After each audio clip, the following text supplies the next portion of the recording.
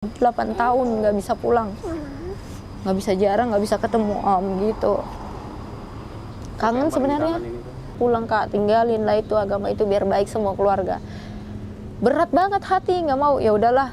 Kalau memang Bapak udah diambil sama yang Maha Kuasa, ya udah nggak apa-apa. Berarti emang udah jalannya gitu.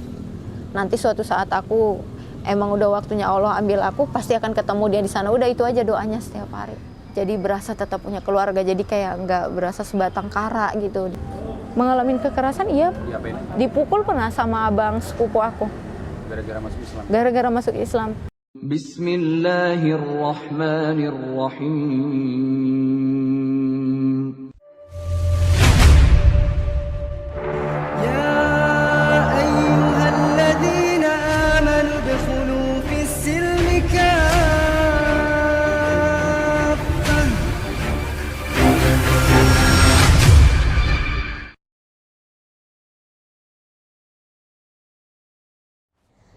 Assalamualaikum warahmatullahi wabarakatuh. Perkenalkan, nama saya Dea Agnesia Simatupang. Saya tinggal di Jakarta. Agama saya sekarang agama Islam. Dulunya saya beragama Katolik. Yang membuat saya tertarik pada agama Islam ada contoh kecil sih. Contoh kecilnya itu seperti ini. Kalau di agama saya yang dulu, yang waktu saya masih Kristen tuh, istilahnya kita perempuan itu dalam keadaan kotor, istilahnya ya.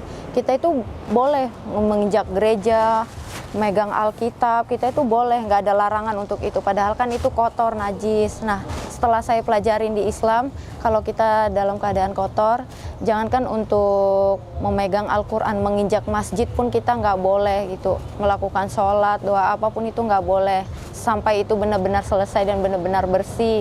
Dan yang saya lihat juga di situ, sebelum kita melakukan sholat, walaupun udah selesai, kita ada mandinya, ada tata caranya semua lah gitu. Jadi benar-benar bersih, harus benar-benar suci gitu. Satu itu yang buat saya tertarik. Terus satu ada lagi yang buat saya tertarik tuh, maksudnya ibadahnya itu nggak ditentuin kayak waktu di agama saya yang sebelumnya. Kalau yang sebelumnya kan istilahnya kita harus ke gerejanya hari Minggu aja, udah ibadahnya udah pada saat itu aja, kecuali kayak waktu di rumah kita berdoa pada saat makan, udah seperti itu aja. Untuk ini nggak ada. Tapi kalau di Islam itu benar-benar gitu, maksudnya ada sholat 5 waktu gitu yang harus memang benar-benar kita jalankan gitu. Itu satu yang membuat saya kenapa bisa masuk Islam gitu. Ya memang kan namanya kita untuk Tuhan tuh ya benar-benar ibadahnya itu nggak ada yang ditentuin. Ya setiap saat, setiap waktu memang harus ibadah gitu untuk Tuhan, untuk bekal kita nantilah di akhirat nanti gitu. Itu yang buat saya tertarik satu. Bahkan di agama Islam itu diajarin ya cara berpakaian aja kita ini ya diajarin banget gitu. Beda waktu saya sebelum masuk Islam, berpakaian saya kayak gimana gitu ya. Mungkin saya dulu berpakaian ya suka terbuka atau gimana gitu. Tapi setelah masuk Islam, alhamdulillah gitu, bisa tertutup, bisa menutup aurat sepenuhnya lah, alhamdulillah. Saya bersyukur banget sih setelah masuk Islam, banyak yang saya pelajarin gitu. Banyak juga yang saya bedain di waktu saya belum masuk Islam, banyak banget gitu ya. Dulunya saya, ya maksudnya omongan saya itu kadang saya nggak bisa ngontrol gitu. Tapi setelah belajar di Islam, bagaimana sih tata cara berbicara seorang perempuan gitu, yang benar kayak gimana gitu ya kan. Banyak yang saya pelajarin setelah masuk Islam. Terus apa ya, banyak tantangannya juga sih setelah masuk Islam itu. Tantangannya satu ya, saya kehilangan keluarga.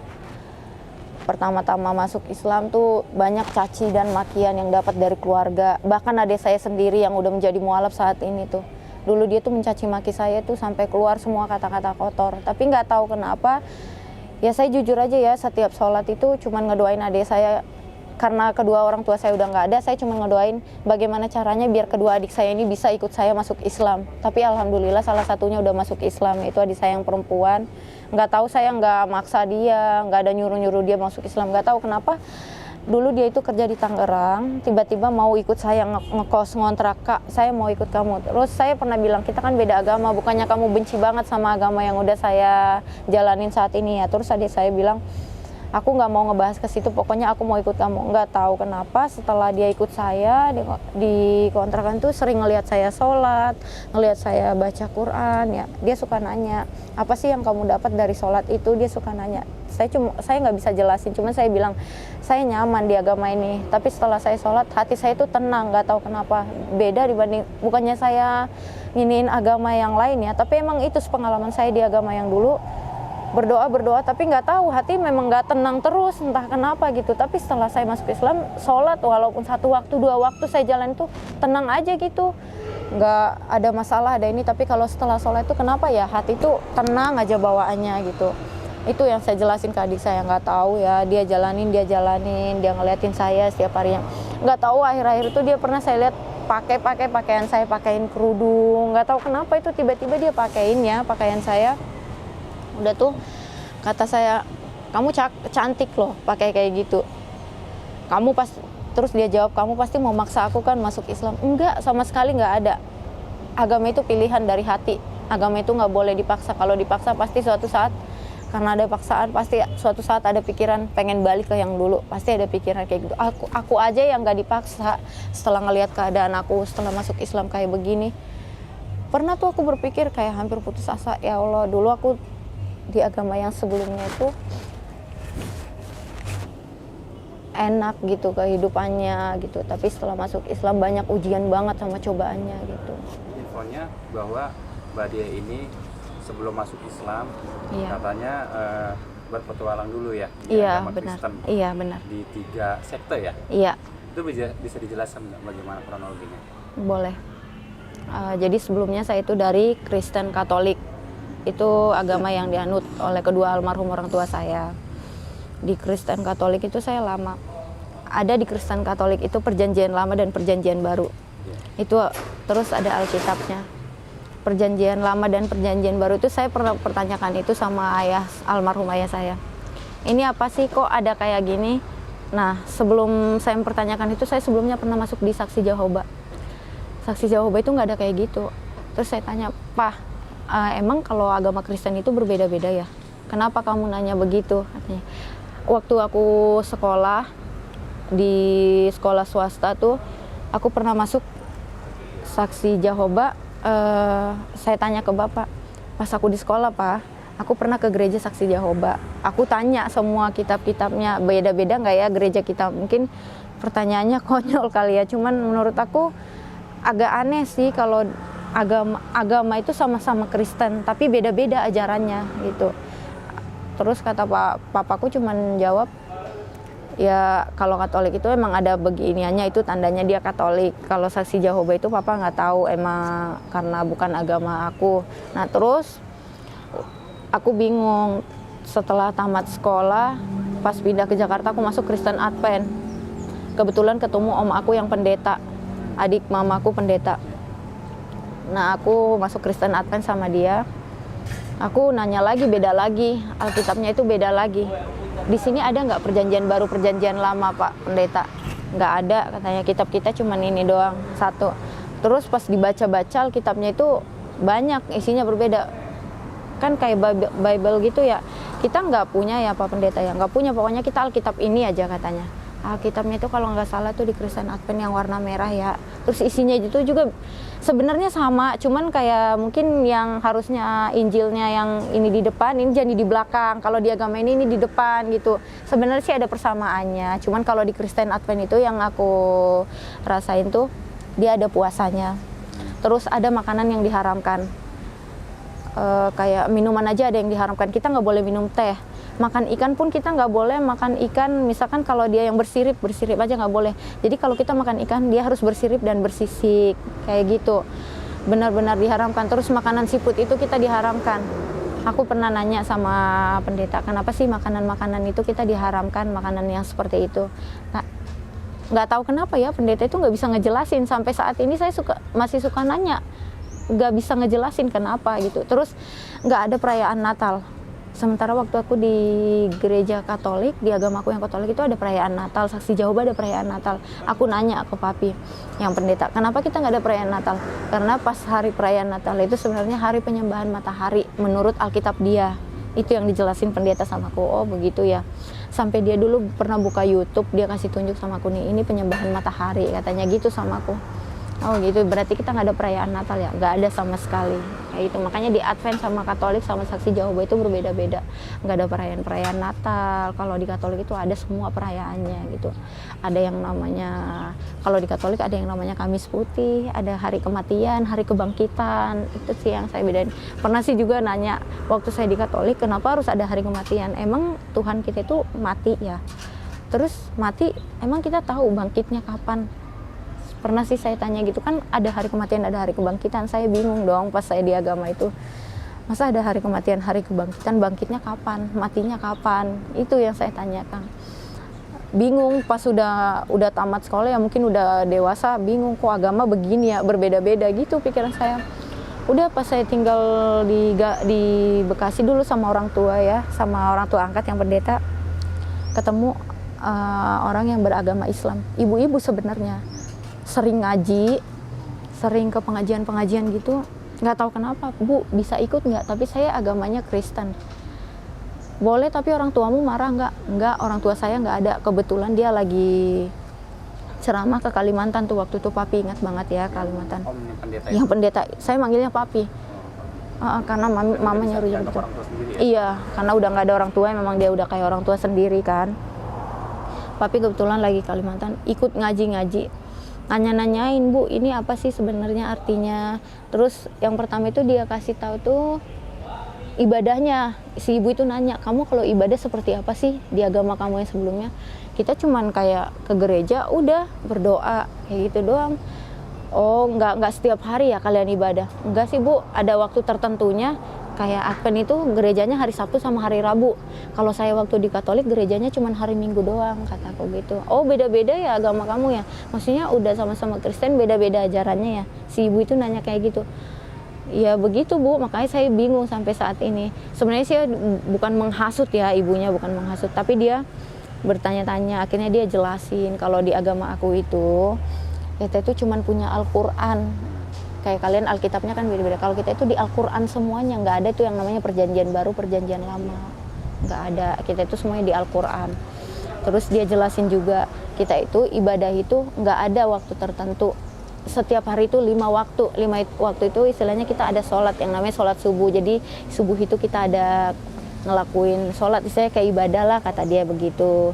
Terus nanti kalau Johor habis jam 12 ya kalau nggak salah ya Johor ya, dia pokoknya dia jelasin sampai maghrib, sampai isya pun dia jelasin. Oh berarti ada 5 ya, Bu, ya ibadah yang harus dijalankan. Iya. Udah pas udah pulang dari situ kepikiran terus, maksud si ibu itu gimana sih ibadah yang 5 ini? Apa iya ibadah itu nggak ada waktunya? Emang udah, maksudnya bukan kayak aku tuh udah diwaktuin harinya hari apa gitu. Udah dari situ tuh aku mikir terus sampai akhirnya sering ikut si ibu itu ngaji-ngaji, sampai nonton YouTube tentang Islam. Aku tonton pas dulu ada mualaf juga, kebetulan teman aku mualaf, dia tuh orang Batak. Mualaf, aku tanya-tanya, kenapa sih Kak kamu jadi mualaf? Banyak nggak sih tantangannya pas kamu mualaf? Dari situ tuh aku awalnya, pertama sih sebenarnya mau mualaf tuh takut, karena dengar dari cerita dia kehilangan keluarga, iya, dipukulin, bahkan sampai diambil lagi dari agama Islam tuh, dibawa ke kampung, dikurung setiap hari. Takut, pernah sempat takut, kepikiran ya. Terus kata dia, sebenarnya sih kalau dari hati ya, kata dia, agama itu kan pilihan kamu, katanya. Terus setelah yang kamu jalanin dari 3 gereja ini, dari 3 agama ini, kamu kan ngerasa banyak yang berbeda-beda. Udah kamu ikutin kata hati kamu, mau ngikut yang mana gitu. Tapi nggak tahu kenapa ya aku kayak lebih tertarik ke Islam, lebih nyaman ke Islam gitu setelah dijalanin, setelah banyak yang udah ditanya-tanya gitu ya kan. Sampai akhirnya memutuskan untuk mualaf gitu. Sebelum mualaf pun aku ngomong ke orang tua aku yang pendeta, aku mau mualaf. Dia sampai pernah marah banget. Kenapa kamu milih mualaf? Apa ada yang salah di agama ini? Banyak yang papi nggak bisa jawab, banyak pak pendeta yang bisa nggak jawab. Contohnya kayak makanan-makanan haram itu, kenapa kita mesti diharamkan? Itu aja papi sampai sekarang nggak bisa kasih jawaban gitu. Udah, papi cuma bilang terserah. Akhirnya dia nggak marah, agama itu kan pilihan kamu masing-masing katanya, silahkan kalau mau ke situ katanya. Kalau papi pendeta alhamdulillah sampai sekarang ya nggak akan pernah menutup pintu untuk kamu, mau kamu di agama manapun selalu terbuka untuk kembali ke sini, kayak gitu sih sampai saat ini. Udah pas saya masuk Islam, saya syahadat tuh, saya hubungin orang tua saya, nggak ada yang bisa nerima. Bahkan ada yang bilang gini, sampai kamu lakuin syahadat saya keluarin kamu dari kartu keluarga, jangan harap pernah bisa pulang ke kampung ini. Benar, sampai 8 tahun ini saya nggak pulang, sampai orang tua meninggal. Bapak kandung tuh nggak dibolehin pulang sama keluargaku. Udah mesan tiket pesawat, di cancel, nggak bisa pulang. Dibilang udah dimakamin bapaknya. Mengalami kekerasan, iya. Dipukul pernah sama abang sepupu aku. Gara-gara masuk Islam. Beraninya kamu, orang tua kamu aja Kristen, berani banget kamu ngelangkahin orang tua untuk memilih Islam, sampai digituin. Alasan mereka apa sih melarang? Nggak tahu kenapa ya, katanya benci banget sama agama ini. Aku nggak tahu kenapa sih benci. Apa yang mereka benci itu, tahu nggak? Aku pernah nanya, kenapa sih kalian benci sama agama ini? Bukannya agama itu pilihan kita masing-masing ya? Apalagi saya udah gede, saya mau yang terbaik buat saya gitu katanya. Buat apa kamu pakai kerudung kayak gitu, sok suci kamu? Pernah digituin sama keluarga. Udah, intinya kalau kamu memilih agama itu jangan pernah injakan kaki, jangan pernah pulang. Betul, sampai detik ini nggak pulang. Adik saya yang udah mualaf aja mencaci maki saya. Tapi itu dulu kan? Iya, mencaci maki. Ada lagi satu lagi adik saya sampai sekarang nggak bisa nerima agama saya, nggak tahu kenapa. Sampai detik ini, sampai saya udah punya anak, dia benci banget sama saya. Gara-gara masuk Islam? Iya, masuk Islam. Terus dia bilang, bangga banget kamu masuk Islam ya. Kamu nggak pulang-pulang ke kampung, nggak jarah-jarah ke makan orang tua kamu. Masih aja kamu bertahan di agama itu. Sampai digituin.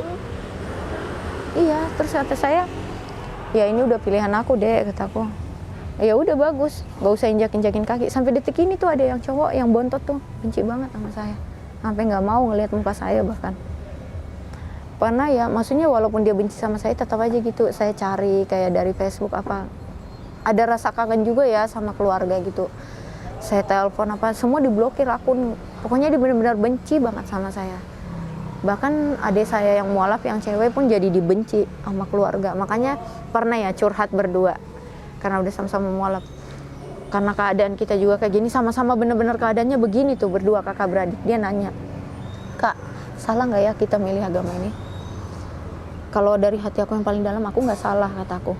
Aku pokoknya udah tekad mau sampai mati, sampai kapanpun ini agama pilihan aku. Aku sampai ngomong gitu ke adikku. Iya ya Kak. Tapi kenapa ya Kak? Ujiannya banyak banget ya pas di sini. Kamu kangen nggak sih? Katanya, kangen apa? Hidup kamu yang dulu, di agama yang dulu. Nggak ada kita kayak gini ngerasain.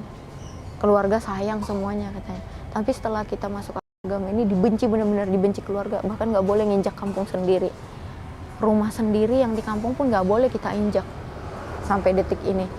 Untuk jarak ke makam orang tua aja nggak boleh. Nggak boleh, nggak dibolehin keluarga. Kartu keluarga aja dulu mau ngurus KTP kita berdua itu pas mualaf benar-benar nggak punya KTP. Minta tolong sama orang di kampung, kita kontak ya, kita cari-cari dari Facebook kan, kita kontak akhirnya sampai dikasih nomor telepon. Jadi orang itu memang baik sebenarnya, dia minta nomor telepon ke keluarga kita, minta nomor teleponnya, terus minta tolong supaya kakaknya dikasih, supaya kita bisa pindah dari Medan ke sini biar bisa bikin KTP. Nggak dikasih juga. Pokoknya udah dibuang, udah disobekin semua, digituin pokoknya.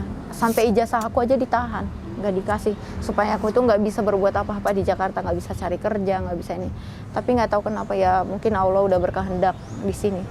Saya ketemu suami, kebetulan suami punya teman orang kelurahan.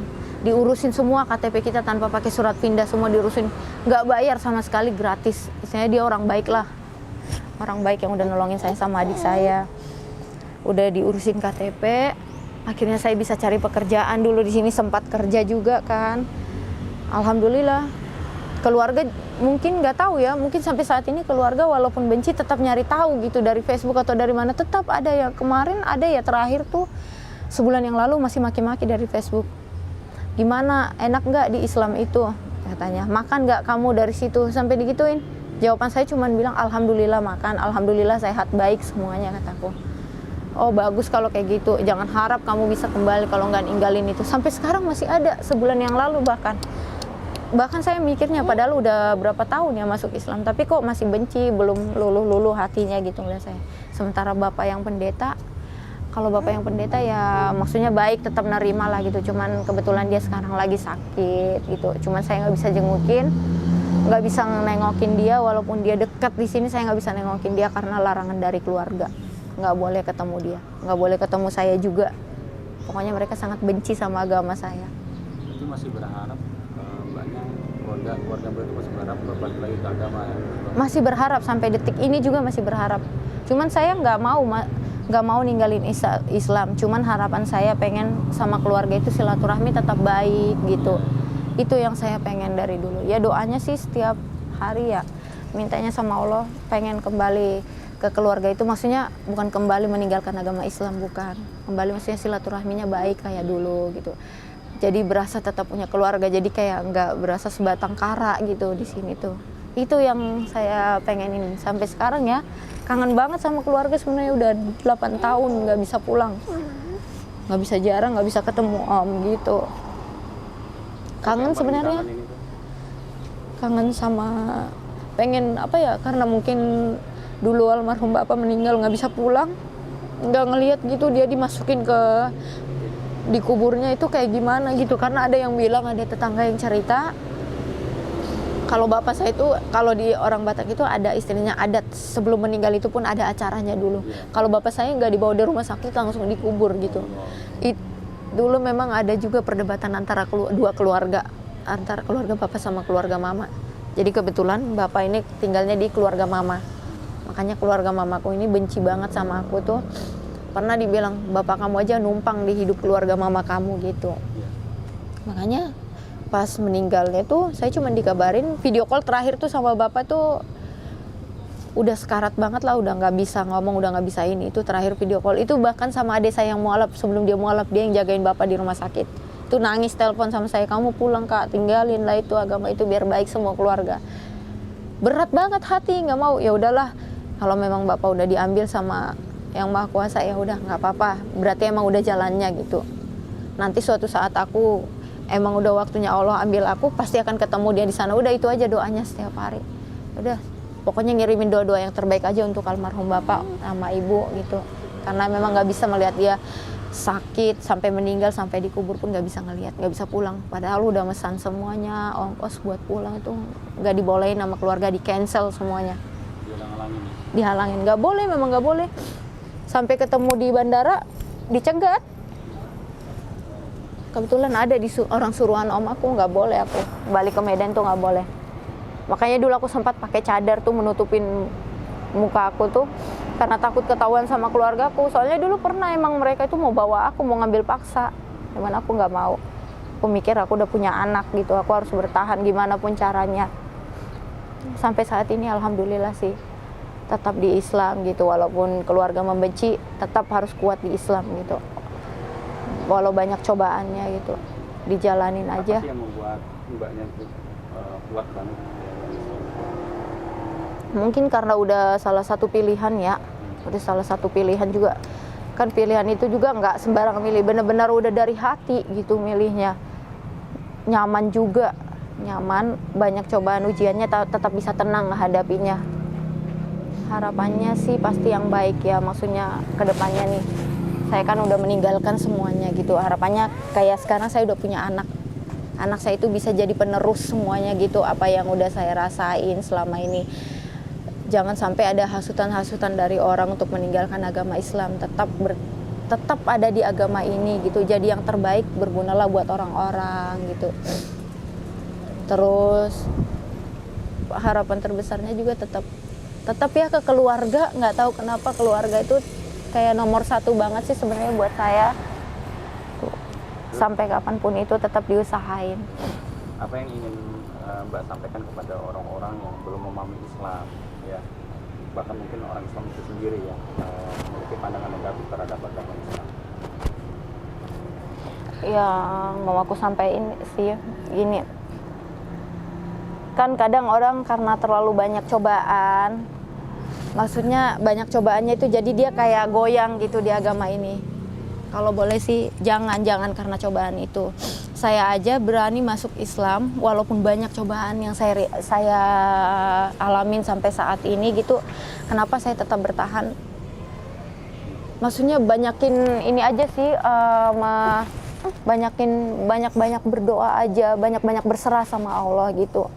Jangan cuman gara-gara keadaan kita yang sulit, apalagi ya zaman sekarang ya ekonomi pasti benar-benar diuji ya semuanya. Jangan gara-gara itu kita meninggalkan agama kita benci sama agama kita. Enggak, sebenarnya sih kita harus lebih banyak berserah aja, lebih banyak berserah dan meminta aja sih sama Allah. Nggak mungkin sih Allah kasih ujian sama hambanya kalau dia nggak sanggup ngelewatin cobaan ini. Pasti Allah udah lihat, oh kamu sanggup kok ngelewatin ini, walaupun ada putus asa ini segala macam, tapi pasti bisa kamu lewatin. Makanya kita dikasih cobaan itu. Jadi untuk ini tetap banyak berserah, jangan pernah meninggalkan yang namanya Islam. Kalau dari saya sih, apalagi buat teman-teman yang udah Islam, buat teman-teman yang mualaf, jangan pernah meninggalkan Islam. Karena apa ya, kalian udah masuk ke agama ini aja susah payah, banyak cobaannya, sama seperti yang saya alamin. Pasti banyak mualaf-mualaf di luar sana juga yang udah ngalamin cobaan-cobaan kayak saya, bahkan lebih parah dari saya banyak. Jangan sampai gara-gara hal kayak gitu mau meninggalkan. Maksudnya kayak saya itu udah, kalau memang lawannya harus keluarga ya udah ayo, nggak apa-apa gitu. Namanya kita mempertahankan agama yang udah pilihan dari hati kita gitu.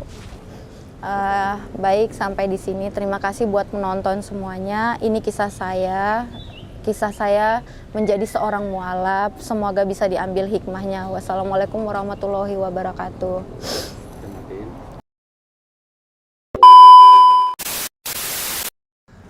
Bismillahirrahmanirrahim. Assalamualaikum warahmatullahi wabarakatuh. Ya, kembali lagi ya teman-teman sekalian yang dirahmati oleh Allah Subhanahu wa taala. Bersama dengan saya Hendriko Santoso selaku narasumber di Ngaji Cerdas, mencerdaskan umat. Nah, teman-teman, di sini ada produk bagus nih. Namanya Sultan Parfum. Parfum para perindu surga. Nah, di sini ada 4 macam produk nih. Yang pertama, parfum dengan aroma Raudhoh. Parfum dengan aroma Hajar Aswad. Parfum dengan aroma kasturi. Dan yang keempat adalah parfum aroma 2000 bunga. Nah, kalau teman-teman sekalian sedang umroh, lalu pulang ke tanah air dan rindu dengan suasana di Masjidil Haram maupun di Masjidil Nabawi atau di Mekah dan Madinah, teman-teman bisa beli nih Sultan Parfum dengan aroma-aroma yang menyesuaikan dengan suasana di Mekah ataupun Madinah. Nah, selain teman-teman beli parfum ini, nanti teman-teman dapat bonus gratisannya juga. Apa aja sih teman-teman gratisannya? Nih, yang pertama nanti teman-teman dapat kitab atau buku saku zikir pagi dan petang sesuai dengan sunnah. Nah, yang kedua, teman-teman nanti dapat gratis tasbih nih. Wah, lucu banget ya, imut nih, bisa dibawa kemana-mana. Yang ketiga, nanti teman-teman dapat juga nih kertas untuk bagaimana sih parfum ini digunakan untuk saat suasana apa aja. Di sini udah dijelasnya teman-teman semua. Nah, jadi teman-teman jangan lupa nih dibeli, informasinya ada di sini nih. Nah, dengan teman-teman membeli produk parfum Sultan ini, teman-teman sama saja dengan membantu operasional dakwahnya channel YouTube Ngaji Cerdas. Nah, luar biasa kan? Dengan harga berapa teman-teman sekalian? Cukup dengan 90 ribuan saja, teman-teman sudah bisa dapatkan ini semua nih. Masya Allah ya. Ini semua nih, semua teman-teman bisa dapatkan hanya dengan 90 ribuan rupiah. Teman-teman juga sudah termasuk membantu operasional dakwah, support channel YouTube Ngaji Cerdas. Nah, luar biasa kan? Nah, jadi tunggu apa lagi teman-teman ya? Segera hubungi di sini nih, di link yang tertera di bawah ini ya. Terima kasih ya teman-teman sudah menonton. Assalamualaikum warahmatullahi wabarakatuh.